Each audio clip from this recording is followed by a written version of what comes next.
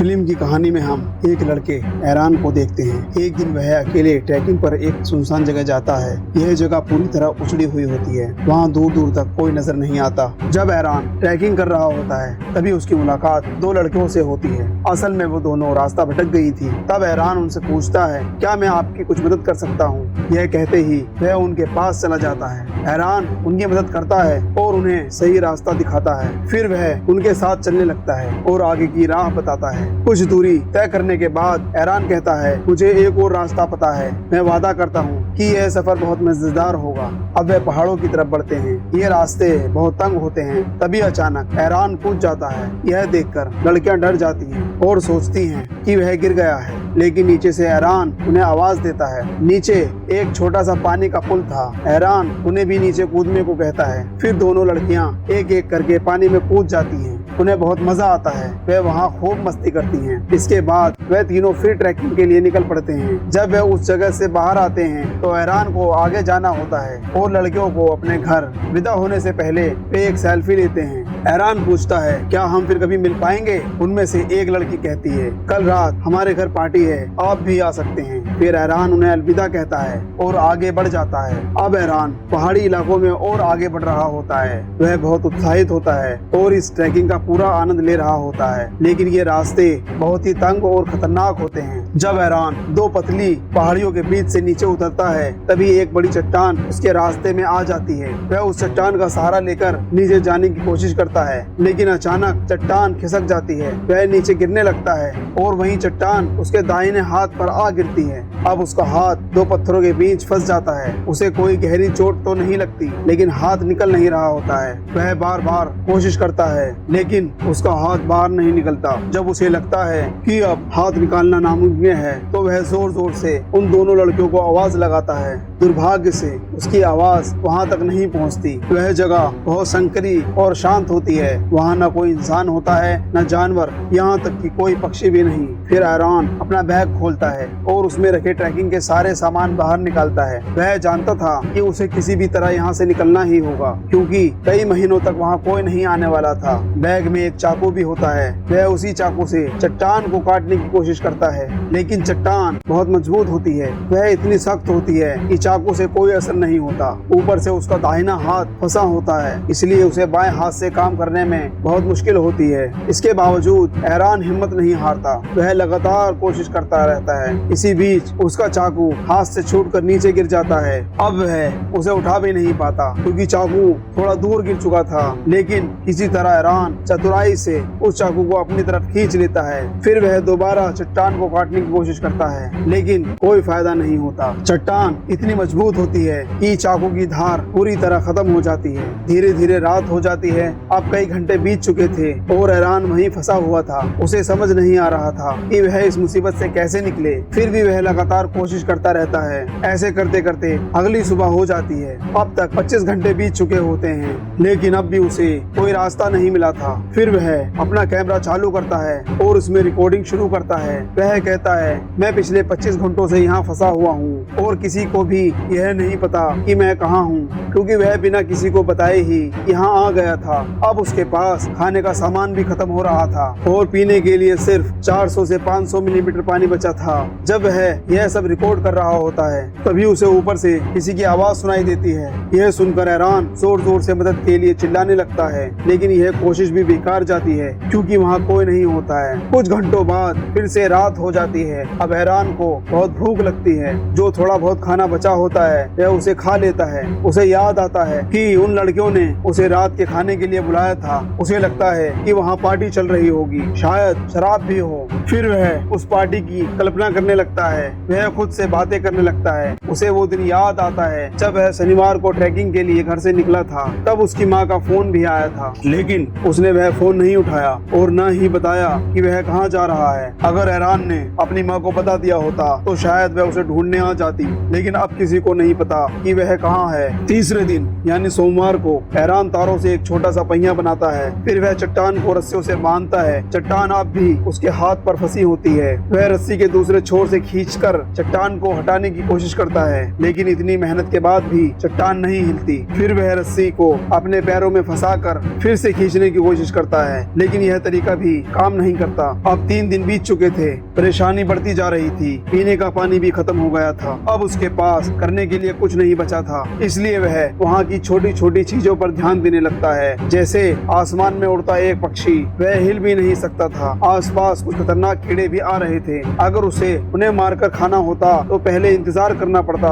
हैरान को इस इलाके में सिर्फ 15 मिनट के लिए ही धूप मिलती थी। इसके बाद सूरज की रोशनी वहाँ से हट जाती थी। अब हैरान भूख और थकान से बहुत परेशान हो चुका था, इसलिए वह सोचता है कि अब उसे अपना हाथ काटना होगा। वह अपनी बाह को कसकर बांधता है। फिर वह चाकू से हाथ काटने की कोशिश करता है, लेकिन चाकू की धार अब खत्म हो चुकी होती है। उसकी त्वचा की पतली परत भी नहीं कट रही थी। इससे निराश होकर हैरान कैमरे में रिकॉर्ड करता है, कभी भी सस्ते औजार मत खरीदो, यह बिल्कुल बेकार होते हैं। इस तरह एक और दिन बीत जाता है और जैसे ही रात होती है, हैरान को अपने पुराने दिन याद आने लगते हैं। हैरान अपने परिवार, करीबी दोस्तों और जान पहचान वालों को बहुत याद करता है। उसी वक्त आसमान में काले बादल छा जाते हैं और कुछ ही देर में तेज बारिश शुरू हो जाती है। चूँकि हैरान के पास पीने का पानी खत्म हो चुका था, वह अपनी बोतल में बारिश का पानी भरने लगता है। साथ ही जहाँ वह फंसा हुआ था, उन संकरे पहाड़ी रास्तों के बीच से भी पानी बहने लगता है। अब पानी धीरे धीरे ऊपर चढ़ने लगता है। नतीजा यह होता है कि हैरान उसमें डूबने लगता है। पानी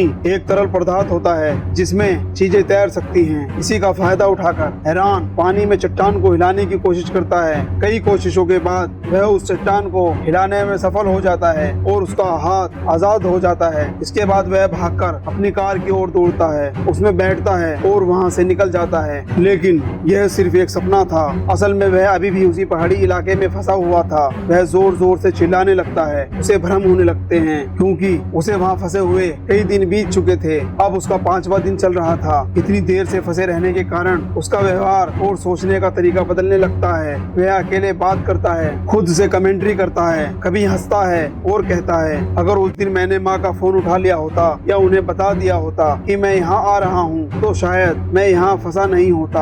और जिस दुकान से मैंने ट्रैकिंग का सामान खरीदा था, अगर उसे भी बता दिया होता तो शायद वो मेरी गुमशुदगी की रिपोर्ट दर्ज करा देता। फिर शायद कोई मुझे ढूंढने आ जाता। अब वह कैमरे की तरफ देखकर अपने माता पिता से कहता है, मुझे आपसे बहुत प्यार है। असल में हैरान ये सब रिकॉर्ड कर रहा था क्योंकि अब उसकी सारी उम्मीदें टूट चुकी थी। वह बहुत प्यासा था, भूखा था और उसका शरीर थक चुका था। वह चट्टान जिसने उसका हाथ फंसा लिया था, अब उसके लिए एक कैद बन गई थी। फिर हैरान दोबारा अपने हाथ को कसकर बांधता है। वह उस चाकू से जिसकी धार अब बिल्कुल खत्म हो चुकी थी, हाथ काटने की कोशिश नहीं करता, बल्कि वह चाकू के नुकीले हिस्से से अपने हाथ पर वार करना शुरू करता है। वह चाकू को इतनी गहराई तक हाथ में घोंपता है कि वह उसकी हड्डी तक पहुंच जाता है। उसके हाथ से खून बहने लगता है, लेकिन इसके बाद वह कुछ नहीं कर पाता। इस तरह एक और दिन बीत जाता है। 6ठे दिन तक हैरान की हालत बहुत खराब हो जाती है। अब वह बहुत कमजोर हो चुका होता है। उसे लगता है कि अगर वह यहाँ से बाहर नहीं निकला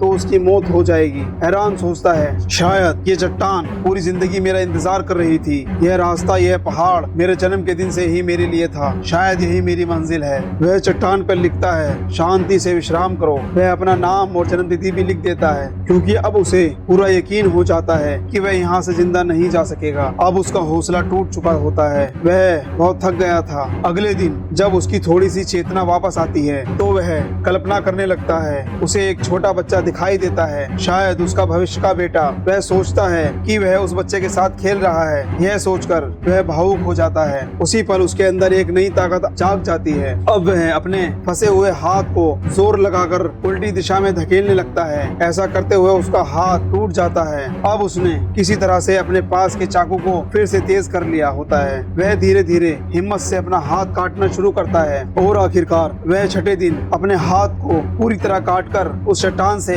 खुद को आजाद कर लेता है। यहाँ से निकलने से पहले वह अपने कटे हुए हाथ की एक फोटो भी लेता है। उसका हाथ अब भी चट्टान में फंसा हुआ था। हैरान बड़ी मुश्किल से उस पहाड़ी इलाके से बाहर निकलता है। जैसे ही वह बाहर आता है, वह देखता है कि वहाँ अब भी बारिश का पानी जमा हुआ है। फिर वह जाकर बैठकर खूब सारा पानी पीता है, क्योंकि पिछले 6 दिनों से उसने कुछ भी नहीं खाया था और ना ही पानी पिया था। आज आखिरकार वह अपनी प्यास बुझा पाता है। इसके बाद वह धीरे धीरे आगे बढ़ने लगता है। चलते हुए वह एक पक्षी को उड़ते हुए देखता है। वही पक्षी जिसे वह रोज टी माउंटेन से देखा करता था, उसे अब खुद भी लगने लगता है कि वह उस पक्षी की तरह आजाद हो गया है। लेकिन पहाड़ से पूरी तरह बाहर निकलना आसान नहीं था, क्योंकि वो इलाका बहुत बड़ा और सुनसान था। फिर भी एरान हार नहीं मानता। बहुत दर्द में होने के बावजूद वह धीरे धीरे चलना शुरू करता है। तभी उसे दूर एक परिवार दिखाई देता है जो ट्रैकिंग के लिए वहां आया हुआ था। वो लोग उसे देखते ही दौड़कर उसके पास आते हैं। फिर वो उसकी मदद के लिए तुरंत सुरक्षा कर्मियों को बुलाते हैं। कुछ ही देर में एक हेलीकॉप्टर वहां उतरता है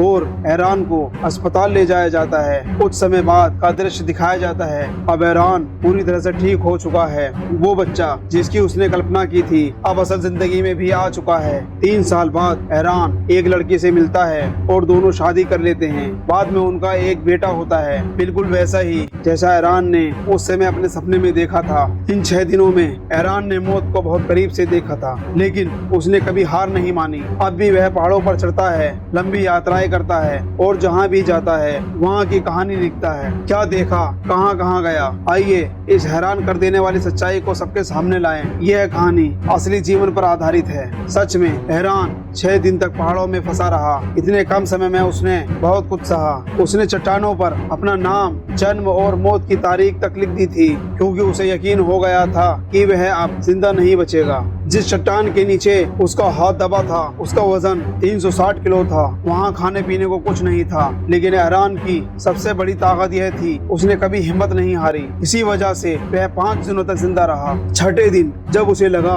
कि अब जीवन खत्म हो रहा है, तभी एक अद्भुत शक्ति ने उसका साथ दिया। उसे अपने भविष्य के बेटे का सपना दिखाया। उससे उसे नई हिम्मत मिली और वह खुद को उस चट्टान से बाहर निकालने में सफल हुआ। एरान कहता है, अगर मैंने पहले ही अपना हाथ काटा होता तो शायद बहुत खून बह जाता और मैं बच नहीं पाता। अगर उस वक्त हाथ काटते समय कट गहरा हो गया होता तो मेरी वही मौत हो सकती थी। अब उसने अपना हाथ अलग किया, तब उसका शरीर इतना कमजोर था कि ज्यादा खून नहीं निकला, इसलिए वह हाथ कटने के बाद भी 4 घंटे तक खुद से रास्ता तय कर सका। आखिरकार एरान ने हार मानने से इनकार कर दिया और अपनी असली ताकत दिखा दी। इसी के साथ ये कहानी खत्म हो जाती है।